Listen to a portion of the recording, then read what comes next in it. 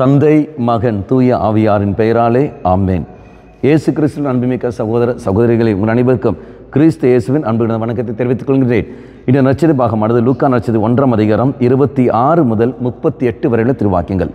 குறிப்பாக 30வது வாக்கியம், வானதூதர் அவரை பார்த்து, மரியா அஞ்ச வேண்டாம், கடவுளின் அருளை கண்டடைந்துள்ளீர். அப்போ இந்த ஒரு வார்த்தை எனக்கு எப்போது உயிராக மாறும் என்றால், குழப்பத்தில் இருக்கிற நான், அல்லது பல நெருக்கடி மத்தியில் வாழ்ந்து கொண்டிருக்கிற நாம், அல்லது பல விதமான பிரச்சனைகள் மத்தியில் இருக்கின்ற சமயத்தில் தெய்வத்தை சார்ந்து இருக்கின்ற பொழுது தெய்வம் வெளிப்படுத்துகின்ற ஒரு வார்த்தை தான் இந்த வார்த்தை, அஞ்சாதே, இதோ தெய்வம் நம்மோடு இருக்கின்றார். அப்போ கடவுளை அருளை நீ கண்டடைந்துள்ளீர் அப்படி சொல்லுகின்ற சமயத்தில் நான் எந்த அளவுக்கு இறைவார்த்தை நான் படிக்க தியானிக்கின்றேனோ, எந்த அளவுக்கு நான் பலிப்பிடத்தோடு என்னை நான் இணைத்துக் கொள்கின்றோ, அந்த சமயத்தில் எனக்கு அந்த கிருபைகள் என்னால் அனுபவிக்க முடியும். பண்பாளர்களே, நாம் சிந்திக்க வேண்டிய ஒரு காரியம் ஒன்றே ஒன்று தான். நான் நெருக்கடி மத்தியில் இருக்கின்ற பொழுதோ அல்லது பிரச்சனைகள் மத்தியிலோ பல தடைகள் மத்தியில் நாம் இருக்கின்ற சமயத்தில் நான் தெய்வத்தை நோக்கி நான் பார்க்கின்றேனா, இறைவனை என்னுடைய என் பார்வை இறைவனில் நான் செலுத்துகிறேனா, அல்லது என்னுடைய பிரச்சனைகள் நான் செலுத்துகிறேனா? இங்கு நாம் பார்க்க வேண்டும்.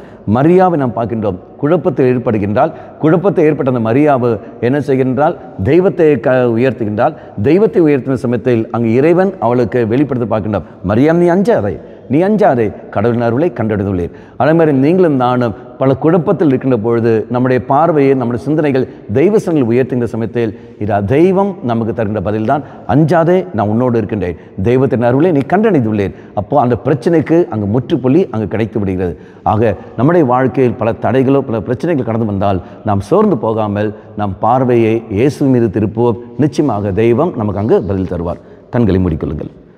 நல்லவனாய தெய்வமே, என் வாழ்க்கையின் நெருக்கடியில் நீர் எப்பொழுதும் என்னுடன் இருக்கின்றீர். அந்த உணர்வை நாம் உணர வேண்டும் என்றால் என் பார்வை உன் மீது நான் திருப்ப வேண்டும். உன்மேல் திருப்புவதற்கான சக்தி எனக்கு தந்துள்ளும். அம்மா மாதாவே, தெய்வ மாதாவே, எங்கள் மாதாவே, என் அன்னையே, விசேஷமாக எங்களுக்காக பரிந்து பேசும். ஆமேன். தந்தை மகன் தூய ஆவியாரின் பெயராலே ஆமேன்.